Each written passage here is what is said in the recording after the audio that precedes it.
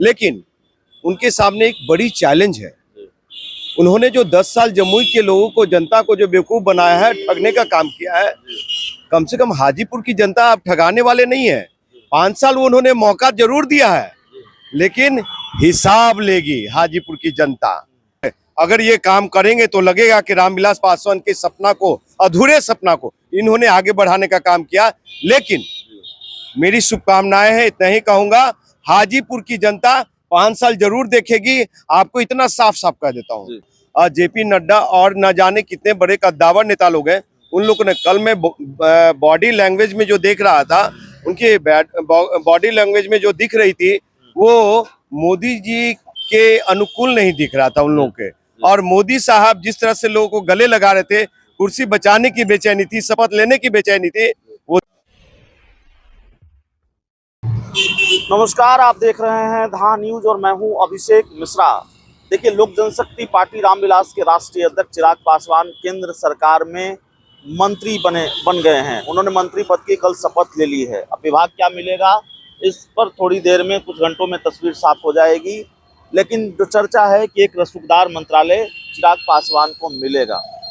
चिराग पासवान के मंत्री बनाए जाने को लेकर हम बात करेंगे, इस पर प्रतिक्रिया जानेंगे। हमारे साथ युवा बिहार सेना के जो अध्यक्ष हैं राजकुमार पासवान जी हैं। हाजीपुर से चिराग पासवान के खिलाफ इन्होंने चुनाव भी लड़ा था।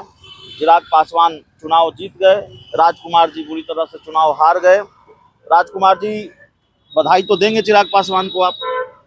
देखिए, भाई चिराग पासवान जी को केंद्रीय मंत्री का शपथ लेने के लिए और नरेंद्र दामोदर मोदी साहब की तरफ से एक बड़ी जवाबदेही दी जाएगी।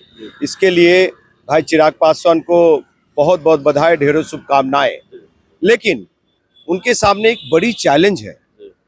उन्होंने जो 10 साल जमुई के लोगों को, जनता को जो बेवकूफ बनाया है, ठगने का काम किया है। कम से कम हाजीपुर की जनता आप ठगाने वाले नहीं है।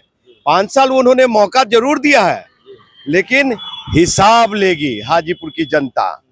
अभी तो उनको विभाग भी नहीं मिला है, अभी कल ही शपथ ली है, आज से ही आप सवाल उठाने साहब, आपको बता दूं कि देश के सम्मानीय प्रधानमंत्री नरेंद्र दामोदर मोदी साहब का एक ड्रीम प्रोजेक्ट था कि गांव को गोद लो, क्योटो जापान बनाओ। उनके पिताजी का भी ड्रीम ये प्रोजेक्ट था कि क्या कहते हैं, चिराग वहाँ जमुई को एक बड़ा पहचान देगा, मतलब कि इससे नस्लाइटों से निजात दिलाएंगे, वहाँ पानी की जो किल्लत हालत थी, समस्या थी, उससे निजात दिलाएंगे। वो शहर विकसित होगा। सभी 543 में से कम से कम एक संसदीय क्षेत्र जमुई एक रोल मॉडल प्रस्तुत होगा। लेकिन नहीं हुआ ऐसा, 50 साल पीछे चला गया। तो कहते हैं उन्होंने जमुई को नंबर 1 बनाया है। साहब, मेरे पास बहुत सारे यहाँ पे हैं जो काम नहीं हुआ है, और अगर ये काम करेंगे तो लगेगा कि रामविलास पासवान के सपना को, अधूरे सपना को इन्होंने आगे बढ़ाने का काम किया। लेकिन मेरी शुभकामनाएं हैं, इतना ही कहूंगा, हाजीपुर की जनता 5 साल जरूर देखेगी। आपको इतना साफ साफ कह देता हूँ। नहीं, लेकिन आप तो, उन्होंने अभी संभाला नहीं है ना मंत्रालय, अभी विभाग नहीं मिला है, आप आज से सवाल उठा रहे हैं। चिराग पासवान से उम्मीद क्या है एक राजनेता के तौर पर? देखिए अभिषेक जी, एक राजनेता के तौर पे सामाजिक सरोकार रखने वाले व्यक्ति मैं हूँ, जमीनी नेता रहा। ये बात मैं आपसे इसलिए पूछ रहा हूँ कि हाजीपुर की समस्याएं आप जानते हैं, वहाँ की चुनौतियां आप जानते हैं। चिराग पासवान के लिए क्या चुनौती है? चिराग पासवान किस तरह से उम्मीदों पर खरे उतर पाएंगे? लगता है उम्मीदों पर खरे उतर देखिए, हमने रामविलास पासवान जी अगर कुछ काम किए तो हम बिना सांसद और एमपी रहे हुए 2 कार्य किए। एक गंगा सेतु पुल के लिए आंदोलन किया था, जो आज स्टील में बन के तैयार है, और 19 में बड़ा मैंडेट मिला तो पटना मेट्रो रेल, पटना में क्यों, पटना मेट्रो रेल को हाजीपुर से जोड़ा जाए।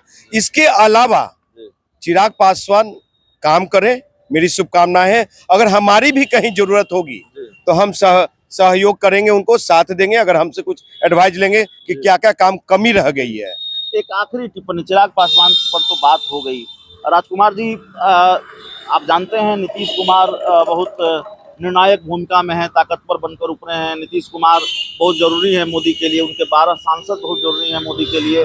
लेकिन सिर्फ 2 मंत्री पद मिला है, एक ललन सिंह कैबिनेट मंत्री है और एक राज्य मंत्री रामनाथ ठाकुर। इतनी कम हिस्सेदारी क्यों मिली, क्या मिल लगता है? देखिए, प्रधानमंत्री जी को अपने प्रधानमंत्री की कुर्सी बचाने की ये है, लेकिन वहाँ पे अमित शाह जेपी नड्डा और न जाने कितने बड़े कद्दावर नेता लोग हैं, उन लोगों ने कल मैं बॉडी लैंग्वेज में जो देख रहा था, उनके बॉडी लैंग्वेज में जो दिख रही थी वो मोदी जी के अनुकूल नहीं दिख रहा था उन लोगों के।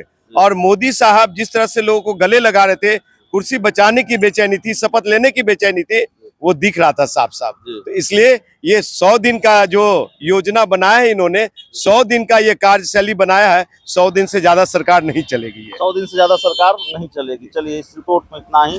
बहुत बहुत धन्यवाद।